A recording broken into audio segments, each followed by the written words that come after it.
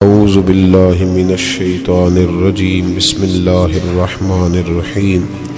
میں جب پاک پتن شریف جاتا ہوں یا کسی مزار پر میں کھڑا ہوتا ہوں تو وہ جو حالات پڑے ہوتے ہیں نا ان بزرگوں کے، وہ سامنے آتے ہیں کہ یہاں خواجہ نظام الدین محبوبی لائی تشریف لائے۔ دیکھیں نا، اگر کوئی بندہ سوچے تو ہو سکتا ہے کہ اس کا کلیجہ پھٹنے کو آئے جب خواجہ نظام الدین صاحب کہتے ہیں کہ جو باب جنت ہے نا بابا فرید صاحب کا، کہتے ہیں ایسی باب جنت نہیں، فرماتے ہیں جب بابا صاحب کا وصال ہوا تو بابا صاحب وہیں لیٹے ہوئے تھے جہاں آج ان کی مزار ہے، اور ان کے سرانے بالکل جس جگہ کو لوگ باب جنت کہتے ہیں وہاں میں نے رسول پاک کو کھڑے ہوئے دیکھا ہے۔ اب کوئی آدمی حضور کی خوشبو محسوس، اس کا ایک ارادہ بن گیا نا کہ یہاں حضور کھڑے تھے، اس پر کیفیت کیا تاریخ، اس پر انداز کیا ہوگا، اس پر وارد کیا ہوگا، وہ کہاں پہنچ جائے گا ایک دو منٹ کے اندر۔ تو یہ تو اس وقت ہے جب اس کے محسوسات ہوں گے، جب وہ نظریاتی طور پر اس بات سے متفق ہوگا، جب وہ خوشبو محسوس کرنے کی صلاحیت رکھتا ہوگا۔ ایک بات عذرائے محبت ہے، کہہ دیتا ہوں چونکہ سوالات ہوتے رہتے، کہہ دیتا ہوں۔ اعلیٰ حضرت کے ایک مرید تھے مولانا حشمت علی خان صاحب، بڑے تگڑے آدمی، جن لوگوں کی پوزیشن بڑی سخت فاضل لوگ ہوتے ہیں نا، اور حاضر جواب ایک منٹ سے پہلے پاک پتن شریف گئے تو باب جنت سے گزر کے آئے۔ باب جنت سے کسی ہمارے عالم نے نہیں لکھا کہ جب وہاں سے گزر گیا آپ توبہ نہ کرے اور کوئی اچھا عمل نہ کرے تو جنت میں جائے گا، بس یہ کہا کہ ایک دروازہ ہے جہاں خواجہ نظام نے حضور علیہ السلام کو کھڑے دیکھا، گزر جائے کوئی تو الحمدللہ اس کے لیے ایک برکت ہے۔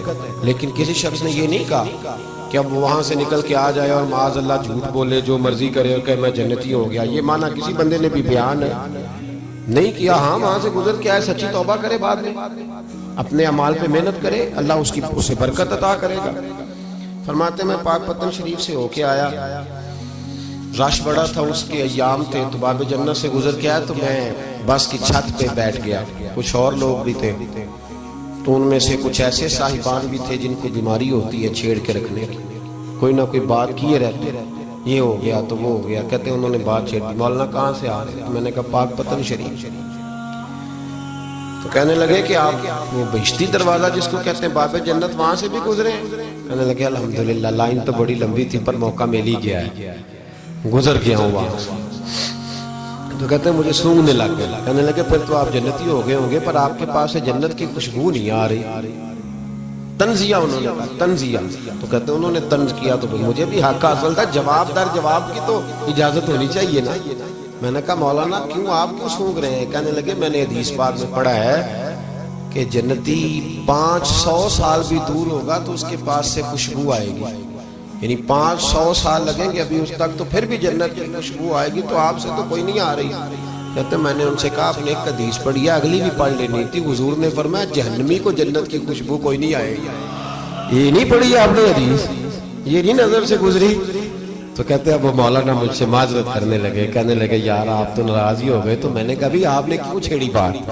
میں نے آپ سے کوئی ڈسکس کیا؟ آپ نے پوچھا کہاں سے، آپ پھر آپ ہی نے کہہ دیا کہ وہاں سے گزرے کہ نہیں جنتی دروازے سے، اور پھر آپ نے ہی اعتراض کر دیا، تو پھر ہمیں اتنا تو حق حاصل ہے نا، ہم بھی کرتے ہیں تو ہو جاتے ہیں بدنام، اور تم قتل بھی کر دو تو چرچا نہیں ہوتا، ہمیں بھی تو حق حاصل ہے نا، اتنا تو جواب در جواب ہم دے سکے۔ حضرت بابا فرید الدین گنج شکر رحمت اللہ تعالیٰ علیہ کی اماں کہتی ہیں جب میرا بیٹا پیدا ہونے والا تھا تو میں رب کی بارگاہ میں دعا کرتی تھی، اللہ اگر تو مجھے بیٹا دے تو اس طرح کا دینا بیٹا میرا ہو پر بندہ تیرا ہو، اے اللہ اگر بیٹا دینا تو اس طرح کا دینا، میرے اللہ اس طرح کی مجھے اولاد دینا کہ دودھ وہ میری چھاتی سے پیے پر شکر تیرا ادا کرے، اے اللہ اگر بیٹا دینا تو اس طرح کا دینا کہ قوت روٹی روزی وہ زمین پہ کھائے لیکن اسی زمین پر وہ تیرے دین کا سپاہی بھی بنے، وہ مجاہد فی سبیل اللہ بھی بنے۔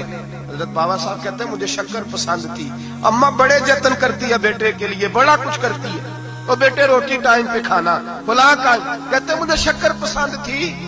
میری اماں سردیوں کے ٹھنڈے موسم میں اٹھ کے میرے لیے پانی بھی گرم کرتی، مصلی بھی بچھاتی، اور پھر ایک پڑیا شکر کی بنا کے میرے مصلی کے نیچے بھی رکھتی، کہتی بیٹا نماز پڑھے تو اللہ شکر دیتا ہے۔ آپ فرماتے ہیں میں روز نماز کی 5 نمازوں کے وقت مصلی اٹھاتا تو پڑیا شکر کی ملتی، سکول اور مدرسے کے میں اپنے کلاس فیلوں کو بھی کہتا نماز پڑھو بڑی پیاری شکر ملتی ہے، کہتے میں روز شکر کھاتا، ایک سویرے فجر کی نماز میں اماں نے وضو تو کرایا، مصلی بھی بچھایا، پر دیہات کی وہ سادی بیوی جس کا سارا کام خلوص پہ مبنی تھا، جو آکسفورڈ سے پڑھی ہوئی تو نہیں تھی لیکن آداب ممتا اسے سارے آتے تھے، جو کسی یونیورسٹی کی سند یافتہ تو نہیں تھی لیکن بیٹے کے ساتھ کس طرح کا رویہ اختیار کرنا ہے یہ سارا اسے پتا تھا۔ کہتے ہیں سادی اماں نے سارے کام کیے لیکن شکر رکھنا بھول گئی۔ بابا صاحب کہتے ہیں میں نماز پڑھنے لگا تو ماں نے یہ بھی بتایا تھا کہ نمازی کے آگے سے نہیں گزرتے، نمازی کے آگے نہیں ہوتے۔ اب اماں کہتی ہے میں مجبور ہوں، درس بھی میں نے دیا ہے، بھول گئی ہوں، اب شکر رکھنے جاؤں گی تو پردہ کھل جائے گا۔ ایک کونے میں لگ کے ماں روئی، بیٹے کی شفا کے لیے نہیں، بیٹے کی نوکری کے لیے نہیں، بیٹے کے اچھے مستقبل کے لیے نہیں، ماں روئی، آنسو بہے تو کہتی کیا ہے، اے اللہ میں اسے اپنے آگے جھکانے کو جتن تھوڑی کرتی تھی، تیرا بنانے کا جتن کرتی تھی۔ اے اللہ مہربانی فرما، میری پردے داری کر، اگر راز کھل گیا تو میرا فرید نماز نہ چھوڑ جائے۔ بابا صاحب کہتے ہیں اماں تڑپتی رہی اور میں نے نماز پڑھ کے مصلی اٹھایا، پہلے پڑیاں ہوتی تھی اب تو پورا دریا شکر کا بہ رہا ہے۔ فرماتے ہیں میں نے وہ اٹھائی، شکر کھائی اور میں نے چیخ کے کہا اماں جلدی آ، آج بڑی لذیذ ہے، آج شکر کوئی انوکھی ہے، اور آج تو کمال شکر دی ہے میرے اللہ نے، ایک پڑیا کی جگہ پورا دریا بہ رہا ہے۔ بابا صاحب رحمت اللہ علیہ فرماتے ہیں میری اماں آئی اور میری اماں نے بازو کھولے تو ماں کی ممتا ہی بتاتی ہے کہ اللہ کی رحمت کس طرح کی ہوتی ہے۔ کہتے ہیں میں نے اماں کے سینے سے لگا تو اماں رو کے کہنے لگی بیٹے پہلے میں شکر دیتی تھی، آج شکر بنانے والے نے شکر عطا فرمائی ہے۔ ساری زندگی پیشانی سے سجدے کا نور نہیں گیا، ساری زندگی وہ لذت عبادت نہیں گئی، اس لیے کہ استاد نے ڈنڈے سے نمازی نہیں بنایا تھا، اس لیے کہ پیر صاحب نے یہ کہہ کہ نمازی نہیں بنایا تھا کہ نماز پڑھو گے تو روٹی میں برکت ہو جائے گی، اس لیے کہ علامہ صاحب کا وہ بات سن کے ہم نمازی نہیں بنے تھے کہ اس نماز میں بتایا جاتا ہے کہ بیماریاں ختم ہو جائیں گی نماز پڑھنے سے۔ اماں نے رب سے جوڑنے کے لیے نمازی بنایا تھا۔ ساری زندگی بابا صاحب کہتے رہے اٹھ فریدا ستیا جھاڑو دے مسیت، چل ہن اٹھ فریدا ستیا جھاڑو دے مسیت، او تو ستا ہے رب جاگدا تیری ڈاڈے نال برید۔ ساری زندگی نماز کی ٹریننگ دینا، اپنے بچوں کو اپنے رب سے جوڑنا، اپنے بچوں کو اللہ کے ساتھ ان کا تعلق بنانا، ان کو رب والا بنانا، انہیں رسول پاک کا غلام بنانا، یہ ڈیوٹی ہے ماں باپ کی۔ ایک بہت بڑے محدث ہیں، اتنے بڑے محدث ہیں کہ میرے نبی کریم کی مسجد نبوی میں وہ حدیث کے استاد رہے، حضرت ربیعہ بن عبد الرحمن نبی پاک کی مسجد نبوی میں حدیث کے استاد ہوئے، اور حضرت حسن بصری جو جناب علی کے شاگرد ہیں وہ بھی حضرت ربیعہ کے شاگرد ہوئے، حضرت امام مالک جو 70 سال تک مدینہ اور مکہ میں حدیث پڑھاتے رہے وہ بھی حضرت ربیعہ کے شاگرد ہیں۔ ان کے والد کا نام تھا عبد الرحمن فروغ۔ تاریخ بغداد میں لکھا ہے کہ بنو امیہ کے دور میں تابعین کے زمانے میں جناب عبد الرحمن بن فروغ گھر سے چلے گئے۔ ایک روایت ہے بچہ چھوٹا تھا، ایک روایت ہے بچہ ابھی ماں کے پیٹ میں تھا، جہاد کرنے چلے گئے۔ اس دور میں یہ جہاد ہوتا تھا کہ ایک علاقہ فتح کیا تو مسلمان اگلے علاقے میں چلے گئے، اگلا فتح کیا تو اگلے علاقے، ایک کے بعد دوسرے لوگ پلٹ کے نہیں آتے تھے۔ حضرت عبد الرحمن گئے 30,000 دینار بیوی کو دے گئے، کہنے لگے سنبھال کے رکھنا، اور جہاد کرنے نکلے تو 27 سال تک گھر ہی نہیں آئی، اور 27 سال کے بعد آئے تو حضرت ربیعہ محدث بن چکے ہیں، مسجد نبوی میں حدیث کے استاد ہیں، بیٹا بہت بڑا شیخ بن گیا ہے۔ واپس آئے، ہاتھ میں نیزہ ہے، کالی داڑھی تھی ساری سفید ہو گئی، وجود بڑا تگڑا تھا، کمزوری آ گئی۔ آئے، نیزہ پکڑا ہوا ہے، گھوڑے پہ بیٹھے ہیں، مدینہ منورہ میں گھر ہے، دروازے پہ دستک دی، حضرت ربیعہ نے دروازہ کھولا، اندر داخل ہونے لگے تو کہنے لگے بابا تو کدھر گھستا آ رہا ہے؟ کدھر؟ اس نے کہا تو پیچھے ہٹ، تو میرے مکان پہ کب سے قبضہ کر کے بیٹھا ہے۔ بات تیز ہونے لگی، آواز تھوڑی بزرگوں کی بلند ہونے لگی تو اندر سے زوجہ نے سن لیا، وہ دروازے کی اوٹ سے دیکھنے لگی تو پہچان گئی، کہنے لگی ربیعہ پیچھے ہٹ جا، یہ کوئی غیر نہیں، یہ تیرے والد گرامی ہے، یہ تیرے والد ہیں۔ اندر آئے، باپ بیٹا ملے، عصر کی نماز کا وقت ہو گیا، بڑا روئے۔ 27 سال کے بعد باپ لوٹا، 27 سال کے بعد بڑے روئے۔ نماز کا وقت ہوا تو حضرت ربیعہ جلدی سے وضو کیا، مسجد نبوی شریف چلے گئے۔ جناب عبد الرحمن فروغ نے ابھی کھانا وانا کھانا تھا، کھانا کھانے بیٹھے تو حکم دیکھے شوہر کیا کرتا ہے، یہ نہیں پوچھا کہ 27 سال حال کیا رہا، پوچھنے لگے میں تجھے 30,000 دینار دے گیا تھا، وہ کدھر ہے؟ تو زوجہ کہنے لگی کھانا کھا لو، عصر کی نماز پڑھ کے آؤ، پھر بتاتی ہوں پیسے کہاں ہیں، آپ کی رقم بڑی اچھی جگہ پہ محفوظ ہے۔ کہتے میں نماز پڑھنے مسجد گیا، عصر کی نماز کے بعد میرے نبی پاک کے ممبر پر ایک نوجوان بیٹھا ہے. گھر میں تو ان کا انداز ٹوپی پہننے کا تھا نا، سادے عام لباس میں. مسجد نبی میں جبہ پہنا ہے، سر پہ امامہ ہے، خوبصورت لب و لہجے میں رسول اللہ کے ممبر پر بیٹھ کر، نبی پاک کے ممبر پر بیٹھ کر. پتہ نہیں آپ کو اس بات کی لذت نصیب ہو رہی ہے کہ نہیں. عام جگہ نہیں، نبی پاک کے حضور کے ممبر پر بیٹھ کر نبی پاک کی حدیثیں سنا رہے ہیں. اتنا بڑا مقدر. کہتے ہیں حضرت امام مالک جیسے لوگ، خواجہ حسن بصری جیسے لوگ کاغذ قلم لے کے حدیثوں کی سماعت کر رہے ہیں، ان سے درس لے رہے ہیں. جناب عبد الرحمان کہتے ہیں میری نظر اٹھی، کچھ بوڑھا ہو گیا تھا، کچھ اس وقت وہ ٹوپی میں سادے لباس میں تھے، پہچان نہ پایا. ایک شخص سے پوچھا یار ہے تو جوان پر اس کے چہرے کی نورانیت میرے دل کو بھا گئی ہے تو جوان پر اس کا حدیثیں بیان کرنے کا انداز میری طبیعت کو گھائل کر گیا. یہ کون ہے جو نبی پاک کی مسجد میں بیٹھ کے حدیثیں بیان کر رہا ہے؟ تو کہتے ہیں امام مالک کہنے لگے بابا جی چپ کر جاؤ، ہمارے استاد کے بارے میں اونچے لب و لہجے میں بات نہ کرنا. دیکھتے نہیں کتنے کتنے لوگ بیٹھے ہوئے خاموشی سے. تو میں نے کہا مجھے بھی تو بتا دو نا ہے کون. تو کہنے لگے کوئی عبد الرحمان فروغ نام کے بزرگ ہیں، یہ ان کے بیٹے ہیں، ربیہ نام ہے. کہتے ہیں جب لفظ کہے تو میرے آنسو چھلک کے باہر آئے اور میں حضور کی مسجد میں گر گیا اور رونے لگا کہ یہاں اور میرے رسول پاک سید عالم صلی اللہ علیہ وسلم کے ممبر پر اور میرا بیٹا. کہتے میں تڑپ کے گھر گیا اور گھر جا کے میں نے اپنی بیوی کو جب دیکھا تو میرے آنسو نکل گئے. میری بیوی سمجھ گئی کہ یہ میرے محدث بیٹے کو دیکھ آیا ہے. کہتے ہیں بیوی رو کے کہنے لگی میں نے آپ کے 30,000 دینار آپ کے بیٹے کو مصطفیٰ کریم کی حدیث کا استاد بنانے میں خرچ کر دی. میں نے وہ 30,000 دینار خرچ کر دی ہیں، 30,000 دینار آپ کا بیٹا میں نے. تو کہتے ہیں میں اپنی بیوی کی طرف دیکھنے لگا. میں نے کہا قربان جاؤں، میں اگر اللہ کے دین کے رستے میں تھا تو نے میرے ساتھ نیکی کی ہے، میرا بیٹا بھی دین کے رستے پہ لگا دیا. میرے بھائی اللہ سے جوڑا، اللہ سے جوڑا. سب سے بڑا حوصلہ نا صوفیاء کا ہوتا ہے. صوفی بھی کہتے ہیں کہ مرشد ایک بنانا، چلو فیض جہاں سے بھی ملے گا اپنے پیر کا صدقہ ہی ملے گا. اس کی دلیل میرے اسا فرمایا کرتے تھے باپ ایک ہوتا ہے، چلو چاچے تو 15 بھی ہو سکتے ہیں لیکن والد. توجہ ہے میری بات پر؟ ایک بات آپ کو سنانی ہے، ذرا تھوڑی غور کریں. جو لوگ طریقت کے رستے کے مسافر ہیں نا ان کو ذرا جلدی سمجھ آئے گی اس بات. بابا فرید الدین گنج شکر رحمت اللہ تعالیٰ علیہ کے ایک مرید تھے حضرت جمال الدین ہانسوی. بابا صاحب کو مرید سے بڑا پیار ہو گیا. وہ ہانسا کے رہنے والے بابا صاحب پاک پتن کے، تو وہ بیچارے اکیلے بھائی تھے، والد بھی فوت ہو گیا تو ماں بوڑھی تھی. بابا صاحب نے ان سے کہا کہ تو پاک پتن آ جا. کہنے لگے حضور ماں نہیں اجازت دیتی، اگر آپ کہتے ہیں تو آ جاتا ہوں. تو بابا صاحب فرمانے لگے اگر نبی پاک نے اویس کرنی کو بلایا ہوتا تو میں بھی تجھے بلا لیتا، لیکن نبی کریم علیہ السلام نے انہیں نہیں بلایا تو لہذا میں تجھے بھی نہیں بلاتا. لیکن پیار بڑا تھا تو بابا صاحب کہنے لگے چل تو پاک پتن نہیں آتا تو میں تو تیرے گاؤں آ سکتا ہوں. 3 سال بابا جی مرید کی خاطر اس کے گاؤں میں چلے گئے. ان بھی پیٹ ٹول جاندے نے مرید کی خاطر، پر مرید بازاروں والا ہونا چاہیے. غریب ہو تو پھر انہوں نے راہ اوکھا لگتا ہے، پھر مشکل ہوتا ہے. چلے جاتے ہیں آپ بھی چلے جاتے ہیں. ماڑا آئے تو انہوں کہنے تو جمعراتی آئی سویرے 8 بجے. تو کدھر آ گئے؟ تگڑا آئے تو انہوں کہتے ہیں تو بڑی لیٹ آیا، تو راتی خواب بھی آیا تھا میری. خدا بندہ یہ تیرے سادہ دل بندے کدھر جائیں. شہنشاہی بھی عیاری ہے اور جو ہے وہ فقر بھی عیاری ہے، شہنشاہی بھی عیاری. تو میرے بھائی سنیں، بابا صاحب نا 3 سال مرید کے ہاں چلے گئے. 3 سال ہانسا میں آپ نے قیام فرمایا. 3 سال. والدہ تو ان کی جلدی انتقال کر گئے لیکن بابا صاحب وہیں رہ گئے تھے. وہ حضرت جمال الدین بڑے خوبصورت تھے، بڑے پیارے تھے، ویسے بھی ادائیں بڑی اچھی تھی ان کی، عالم فاضل تھے. حضرت خواجہ بہاؤالدین زکریا ملتانی ایک دفعہ پاک پتن آئے بابا فرید صاحب کو ملنے، تو انہیں جمال الدین ہانسوی پسند آ گئے. انہوں نے ملتان جا کے بابا فرید کو خط لکھا کہ میرے سارے مرید اور خلفاء لے لے پر اپنا جمال الدین مجھے دے دے.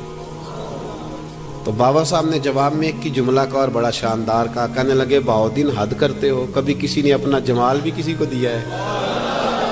یہ تو میرا جمال ہے، یہ بھی کبھی کسی نے کسی کو دیا ہے؟ اللہ اکبر. انہوں نے نا کوئی روحانی کشش ڈالی حضرت جمال الدین ہانسوی کے دل پہ. تو بابا صاحب اسباق پڑھا رہے تھے شاگردوں کو، تو حضرت جمال الدین ہانسوی آ گئے. آ کے کہنے لگے حضور میں نے ملتان جانا ہے. بابا صاحب نے فرمایا کوئی کام ہے, کوئی مجبوری ہے, کوئی رشتہ داری ہے. سمجھ گئے بابا فرید صاحب کے معاملہ پیچھے سے گڑبڑ ہو گیا ہے, کیا مسئلہ ہے؟ کہنے لگی حضور میں نے حضرت بہاؤالدین زکریا سے ملنا ہے. محبت میں شراکت داری نہیں قبول ہوتی نا, باقی معافیاں مل جاتی ہیں, شراکت داری کی کوئی معافی یہ تو نے کیوں کی, شریک تو نے کیسے بنا لے؟ ایک در پھڑیے تے محکم پھڑیے تے ایک دئی ہو کے مریے, یہ تو نے کیا کیا؟ فرمانے لگے اچھا بہاؤالدین زکریا سے ملنا ہے؟ کہا ہاں. پیار بڑا تھا بابا صاحب کا خواجہ بہاؤالدین زکریا سے, محبت بڑی تھی. فرمایا اچھا میں تیری خاطر یہاں آیا ہوں اور تو نے کوئی قدر ہی نہیں ڈالی, تو کہتے آگے جانا ہے, جا اب تو اسی کے پاس جائے گا. حضرت جمال الدین آنسوی کہتے ہیں میں نکل آیا پر سینے کا نور سارا رخصت ہو, نہ میں ملتان جا سکا اور نہ میں بابا صاحب کا رہ سکا. 3 سال ہو گئے معافیاں مانگتے. پر بابا صاحب نے فرمایا یار میں تیری خاطر بڑھاپے میں یہاں آیا اور تو نے سوچا ہی نہیں, تو نے قدر ہی نہیں ڈالی, تو نے یہ کیا کیا میرے ساتھ. ایک تاجر آیا کرتا تھا بابا فرید صاحب سے ملنے سال کے بعد. وہ آیا تو اس نے لوگوں سے پوچھا کہ وہ کدھر ہے جمال الدین, جس سے سلام لے کے بابا صاحب سے لوگ ملتے تھے, جو رستہ تھا بابا صاحب کی طرف جانے کا. کہا وہ تو روڑی کے ڈھیر پہ بیٹھے.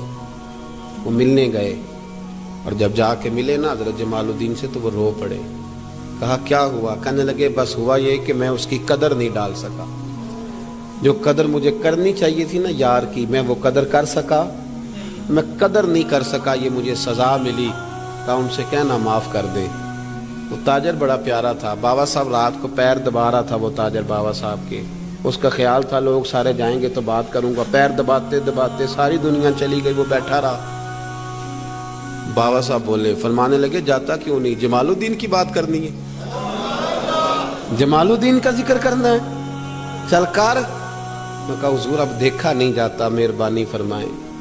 فرمایا یار اس نے دیکھ میرے ساتھ کیا کیا ہے, میں علاقہ چھوڑ کے یہاں آیا اس کی خاطر, اور وہ کہتا ہے میں نے آگے جانا ہے. اس نے توجہ ہی نہیں کی, اس نے میری محبت کو سمجھا ہی نہیں. فرمایا اسے کہنا میں اسے بھولا نہیں, میں روز اس کے لیے دعا کرتا ہوں. جا تو کہتا ہے تو اسے لے آ. حضرت جمال الدین ہانسوی جب آئے نا, اللہ والے پھر بھی سامنے والے پہ الزام نہیں ڈالتے. جب آئے نا تو کمزور ہو گئے تھے, وجود کمزور ہو گیا, آنکھیں باہر نکل آئیں. تو حضرت بابا صاحب انہیں دیکھ کے نا انہیں پھر بھی کچھ نہیں کہا. کہنے لگے فرید الدین, اپنے آپ کو مخاطب کیا, فرید الدین یہ تو نے کیا کیا؟ کوئی اپنے جمال کا اس طرح کا حال بھی کرتا ہے. ان کو جب معافی ملی تو وہ رو پڑے. کہنے لگے حضور میرے لیے دعا کریں, اب میں رضا میں ہی پردہ کر جاؤں. ان کا انتقال ہوا اور بابا صاحب نے خود جنازہ پڑھایا. سنو بخاری شریف, سنو بخاری, صحیح بخاری. حضرت عمر فاروق رضی اللہ تعالیٰ عنہ فرماتے میں تورات پڑھ رہا تھا, نبی پاک علیہ السلام مسجد نبوی میں آئے تو میں تورات پڑھ رہا تھا, تورات. حضور نے آتے پوچھا عمر کیا کر رہے ہو؟ یا رسول اللہ صلی اللہ علیہ وسلم تورات پڑھ رہا ہوں جو حضرت موسیٰ علیہ السلام پہ نازل ہوئی, اللہ کی کتاب. نبی کریم علیہ السلام حضرت عمر کہتے ہیں کبھی مجھ سے ناراض نہیں ہوئے, پر آج حضور ناراض ہو گئے. چہرے پہ جلال آیا اور محبوب کریم نے فرمایا عمر مجھے اللہ کی عزت کی قسم, اگر آج حضرت موسیٰ حیات ظاہری میں ہوتے تو میرا کلمہ پڑھ کے میری فرما برداری کر, اور تو ان کی کتاب پڑھ رہا ہے, ان کی کتاب. مسلمان کو کسی اور طرف نکلنے کی اجازت, یہاں تو گھر میں بھوک ہو نا تو بندہ پڑوسی کے گھر سالن لینے جائے, اور اگر ہر چیز تجھے اپنے گھر ملے, ہر خیر تجھے ملے, پھر تو دائیں بائیں کیوں جائے, کس لیے جائے؟ تھوڑا سا اپنے اندر استقامت پیدا کریں, دین کی تہذیب کو بچائیں. ہم نے ساری سنتیں کیا ادا کرنی ہیں میرے بھائی؟ ایک مسواک ہے نا ہمارے گھروں سے, وہ بھی رخصت ہو گئی. امام شورانی فرمایا کرتے تھے جس گھر میں مسواک ہو اللہ کے فرشتے اس گھر کا دیدار کرنے آتے ہیں.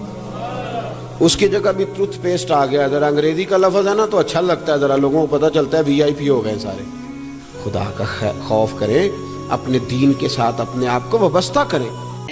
آدم کو آسمان سے دھرتی پہ لانے والا, عیسیٰ کو آسمان تک زندہ اٹھانے والا, ہر چیز پر ہے قادر, ہر چیز پر ہے قادر, ہر شے کا وہ خدا ہے,